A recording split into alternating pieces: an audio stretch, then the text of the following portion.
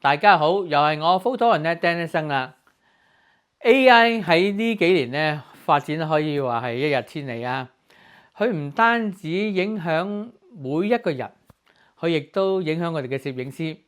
如果而家嘅攝影師咧唔識 AI 咧，我覺得咧就好吃虧啦嚇。咁所以咧嚟緊有幾次嘅分享咧，我都會集中去探討啦，同埋去分享一啲我 AI 嘅工具嘅一個睇法嘅。咁今日咧，我帶嚟一啲嘅 AI 叫 AI Calling 嘅工具咧，去點樣去篩選你好多嘅相，點樣去 AI 幫你去揀啲相出嚟，去講下我自己應用呢啲軟件嘅一啲嘅心得，同埋有啲分享。究竟你適唔適合用呢啲軟件呢？好，我哋即刻去邊啊！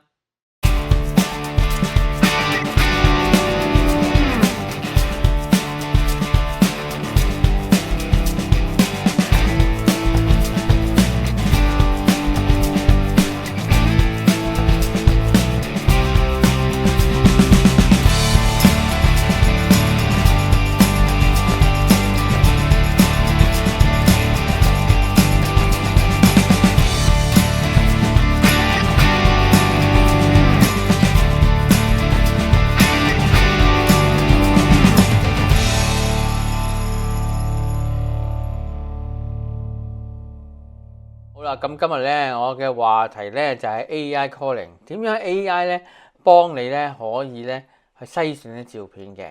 咁今日咧會介紹兩個軟件，就係啱啱開嘅呢個 Aftershoot 啦，同埋 Lightroom 嘅嚇。咁好啦，首先我講 Aftershoot 先啦。咁我所用嘅版本咧係2026年最新嘅版本，V 2.26.1啊，應該係啊先係啦，V 2.16.2咁樣嘅嚇。咁咧就首先我打開一啲例子咧嚇，咁同大家講解下嘅。咁 AI Calling 呢個工具咧 Aftershoot 咧，佢就其實就分咗 AI Calling、AI Edit 同埋做一啲 AI Retouch 嘅嚇。咁今日咧我淨係針對咧 AI Calling 咧，想做一啲嘅例子俾大家示範，順便講解下佢究竟咧係有啲咩優點同有啲咩嘢我哋需要注意嘅嚇。好啦，事不宜遲啊，開我一個例子啦嚇。咁我首先咧就 create 一個 album 先啦嚇。咁就揀嗱，呢個可以逐窩啊、JPEG 啊、TIFF 都冇問題嘅。咁我就擺晒喺嗰啲相咧，就擺晒喺另外一隻 SSD 度。咁我就攞其中一個例子嚟啦。嗱，呢個前兩日同阿進祥影嘅小朋友影嘅一啲嘅相。咁咧就點解開咗冇相嘅？咁唔使擔心嘅，其實我就擺晒啲相喺度，佢只係要翻個目錄個餅啫咁樣嘅。好，咁我 import 落去啦。咁啊進祥咧就係歲零嘅小朋友嚟嘅，咁啊都唔係 newborn 啦嚇。咁呢度你要見到一紮嘅 category 嘅，咁就其實你會我估嚟緊咧，佢都會加一啲 category 啊。你見到冇風景嘅，咁其實你係 take something else 啦咁嘅，或者你可以咧俾佢一提議。提議，譬如影雀仔、影 wildlife，咁你亦都可以俾提議佢嘅咁嘅。咁佢隨住佢嘅 update，佢會加一啲 category 喺度啦咁嘅。咁如果係一啲小朋友嘅，咁我 family shoot 啦咁嘅，咁我就揀呢個。咁 OK，咁啊撈咗66張嘅相落去嘅，係啦。咁啊前兩日影嘅。咁啊今日咧就係講 AI Calling 啦，咁所以咧我哋要留意右手邊右上角咧有個叫 Calling 嘅地方，咁我哋咧就睇下佢有幾咁厲害先嚇咁嘅嚇。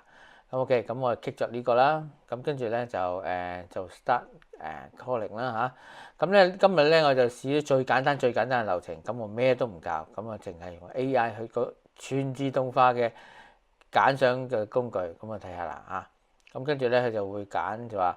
你要幾多相啊？咁呢度咧其實我想精華啲喎，我想要揀即係少啲嘅相，我想去幫我即係揀即係少啲嘅相，咁最精華嘅咁樣嘅，咁然後咧你揀完之後咧呢度啦 extreme 啦嚇，揀咁跟住撳 start calling 咧就得㗎啦。好啦，咁今次咧用嘅相機咧就 R5啦，咁咧就用啲35.8 STM 鏡頭。咁我特別咧就將塊面咧校最慢，即係校60分之一秒，咁就令到佢我都 expect 有啲朦嘅，咁點解話35mm鏡頭你1/60咪過咗安全快門咯？點解會矇啊咁樣嘅？咁原因就係、其實小朋友係喐噶嘛，咁活潑嚇咁嘅。咁咧其實影family shoot 咧，我都會 expect 咧有小朋友嘅話，都要校個快門咧高少少，或者1/100啊，或者係85/1啊，會理想啲嘅。咁今日因為我要試一啲鬆郁矇嘅相啦，咁所以咧我就校一個慢啲嘅快門60/1嘅。咁你要見到啦，個 calling 嘅工具咧就而家喺度 process 緊啦。咁好快咧，咁其實咧佢已經幫你咧揀咗啲相出嚟㗎啦。咁你睇翻喺右手邊咧，你會見到 accept 同埋not accept 嘅。not accept 咧包括咩？一啲 duplicate 啦，一啲矇啦。我 expect 係28張係矇嘅，咁咧就差唔多有40%嘅相係矇嘅。咁啊啲 close eyes 啦咁嘅嚇。咁我睇下係咪真係矇先。咁我首先咧就唔 click 落去 accept 睇啦。咁我睇下一啲矇嘅相係啲咩嘅。哇！咁樣真係矇嘅喎嚇，咁樣嘅。咁你睇翻矇嘅喐喐咁啊矇啦咁嘅嚇。咁 OK，咁我淨係揀翻 accept 嗰啲啦。咁呢度咧有 maybe 同埋有 select 嘅。咁咩叫 maybe 咧？maybe 咧就呢度嗱，我講解下啦。maybe 咧就係嗰啲咧相咧，佢可能有兩個人，佢唔係兩個人咧都望住你個鏡頭嘅，咁係啦，佢睇埋呢啲嘢嘅嚇，或者佢唔望住你鏡頭嘅，咁呢啲咧就係 maybe 啦嚇。咁但係有時我覺得有時影人像咧，佢又未必一定望住你鏡頭嘅喎，咁所以咧我自己嘅 preference 咧都係撳着埋select 同 maybe， 即係呢個 resultant set 啦，咁就大約係34張相，咁然後咧就去output 落去出嚟個 folder 啦。咁 OK，咁我就撳着去 export 啦。咁然後咧揀翻一個 project folder 嘅嚇。咁通常咧我習慣咧就會係即係會導出翻去原有嗰個 directory 啦。咁我另外抄開咁去一個 Aftershoot 嘅 folder 啦。咁跟住咧 select，咁跟住咧就撳呢個掣咧就搞掂啦。咁就導出呢啲相噶啦。好啦，咁做完之後咧，咁喺個 Aftershoot 嗰個 folder 嗰度咧，你要見到佢分開啦。Maybe 同埋 select 咧，佢分開兩個 folder 嘅。咁maybe 就係嗰啲即係個眼未必望鏡頭嗰啲咁樣嘅相啦但係我覺得都係有參考價值嘅。咁select當然就係嗰啲in focus 同埋眼睛望住你鏡頭嗰啲相嚟嘅咁嘅。咁呢個咧就係 Aftershoot 嘅流程。咁跟住咧，我哋會睇下 Lightroom 嘅流程究竟係點嘅咧？好，咁跟住我哋打開Lightroom Classic 啦呢個軟件。Lightroom Classic 呢個軟件咧喺2026年咧係有一個新嘅 update，加入咗 AI Assistant Calling。究竟係點樣用嘅咧？我而家就做一個簡單例子，就用翻頭先嗰個例子啦嚇。咁 OK，咁我哋打開個版面之後咧，咁我喺左下角正常都會import 一啲相入去啦嚇。咁我哋咧大家留意咧上面嘅欄位嗰度咧有一個叫做 Assistant Calling 嘅。咁首先咧我哋揀翻我哋個工作 directory 啦，which 係嗰個小朋友嘅相啦有60零張嘅咁跟住咧我就會係 click 着呢個 Assistant Calling 嘅軟件。咁大家留意嘛，咁佢咧就喺左下角即刻咧就會撈呢66張相入去嗰度做一啲嘅分析。咁喺左邊嘅欄位咧，又見到佢篩選嘅條件，你 select 嘅條件啦，譬如佢係咪in focus 佢係咪即係個眼係 in focus 或者係佢咁打開隻眼咁樣嘅。咁misfire 呢度就係話有冇撳錯，輕輕咁撳就成日都會有嘅啦，就撳錯一啲快門咁就影咗啲另外一啲嘢咁樣。亦都有一個叫 exposure issue。譬如一啲太 under 太 over 嘅相都會 highlight 嘅。咁呢度 auto stack 咧就係俾你譬如影相咁可能一秒影10張20張，咁咧就佢就 group 埋一堆咁樣嘅咁不過 which is 我哋影人像就好少會咁做嘅咁嘅咁 OK，咁撈咗一陣之後咧，你都會見到佢有一啲相咧就剔咗，有啲相係交叉。咁我睇下個交叉嘅相係咩原因咁嘅。佢話 subject 咧就係唔 in focus 嘅，佢呢個咧，你會見到咧，其實佢有一個分數喺隔離嘅。嗱，譬如呢個 Riches 呢個咧就46分。咁其實咧話，咦？咁我睇下係咪 out of focus 先。哦，咁啊有少少鬆郁黃嘅咁嘅。咁啊，但係如果你話可以接受嘅話咧，咁咧我哋咧就會點樣做咧？咁我哋就喺呢度咧，其實咧好 flexible 咁樣，我哋較低少少嘅分數40。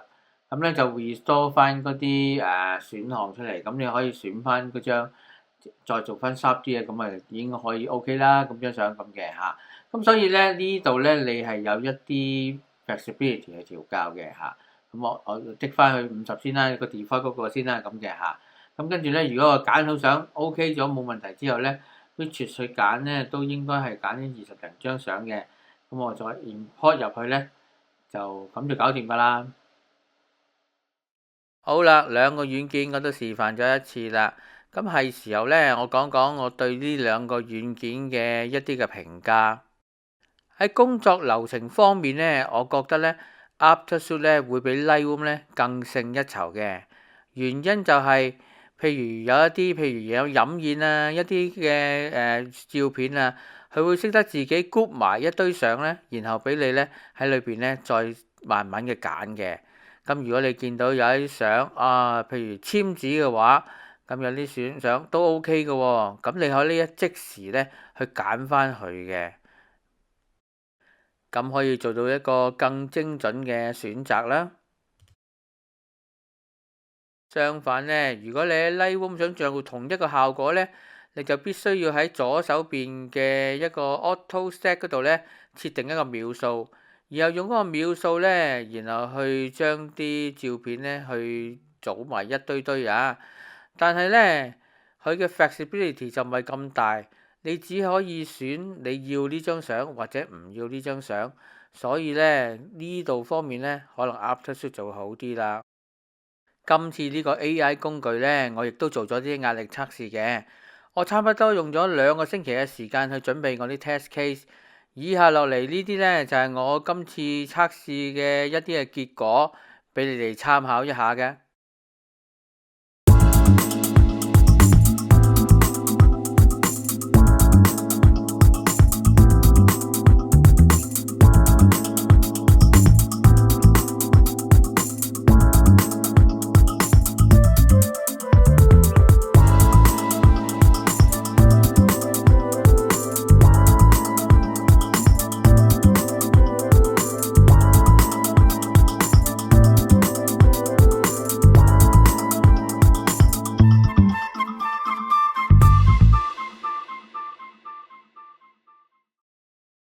測試到最後呢，我嘗試挑戰13500張嘅 Royal Victoria Marathon，就發覺呢 Aftershoot 同埋 Lightroom 呢個軟件呢，去處理咁大量嘅照片嘅時候，個系統呢都會反應得好慢，同埋呢甚至係輕機嘅。我即時呢將呢個問題轉介俾佢哋嘅技術人員。我喺呢度咧特別感謝阿 Steven 同埋佢個團隊，總共有4個人咧，都係去幫助我去處理呢個問題嘅。最後發現咧，係因為我嘅電腦咧嘅內存 RAM size 咧就唔夠，所以如果你預着你要處理一啲大量嘅圖片嘅時候，咁咧你需要咧去一啲高性能少少嘅機㗎。做個少少嘅總結啦，而家 AI 軟件的確可以幫我哋篩選唔少我哋唔想要嘅照片，但係如果日後咧可以發展到可以揀翻啲精華嘅照片出嚟咧，咁就好啦。不過科技呢啲嘢咧就一日千里，話唔定幾個月之後，我呢啲願望就可以一一實現噶啦。聽完我介紹之後，係咪都有興趣試下呢啲 AI calling 嘅工具呢？其實 Aftershoot 同埋 Lightroom 咧都係有試用版嘅，你只要去我描述欄就可以下載免費嘅試用版啦。試過啱你先購買啦。好啦，頭先透過一啲軟件嘅示範，我都講解咗 AI calling 咧究竟咧可以咧點樣喺實際嘅攝影嘅流程嗰度咧幫到你嘅。我盼望我嘅分享咧都可以咧幫你咧即係咧可以咧喺繁忙嘅工作裏邊幫你慳到啲時間啊！好，咁今日嘅分享咧就到呢度嚇。Photo and Net咧係一個專係分享攝影啊、旅遊啊，或者係一啲好去處啊一啲嘅頻道嚟嘅。如果你中意我呢個頻道嘅呢，麻煩你多啲分享我呢個頻道俾一啲中意攝影嘅朋友。如果你中意條片嘅，請你 like、comment 同埋 share 啊！好，咁我哋下一條片再見㗎啦，拜拜。